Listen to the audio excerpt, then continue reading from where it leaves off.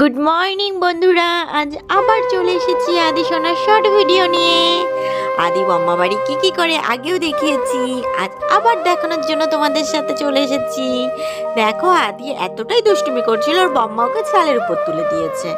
আর ও যে ওকে নামতে বলছে, কিন্তু ও নামবে না। ও ভাবছে এটাই মজা, ও খুব আনন্দ পেয়েছে। দেখো, সর্ষে নাড়া ছিল, সেই সর্ষের উপরে উঠে সর্ষে নষ্ট করছে। ওর বম্মা ওকে বকছে, কিন্তু কে কার কথা শোনে। ও বাড়িতেও যেমন, ওর বম্মা বাড়িতেও তেমন। ও ওটাকেও নিজের বাড়ি মনে করে। দেখো, ও জ্যার সাথে ও দুষ্টুমি করছে। জ্যাকেও জ্যা বলে মানে না, ওর বন্ধু লোক। জ্যার পেছনে লাগে, ও জ্যার পেছনে লাগে। এটাই হলো ওদের দুজনের সম্পর্ক। এই যে জ্যা ওর পিছনে দৌড়াদৌড়ি করছে যাতে সর্ষেটা নষ্ট না করে, কিন্তু ও কার কথা শুনবে না। ও তো আমার আদি মহারাজ, ও সব জায়গায় গিয়ে মহারাজগিরিটাই করে।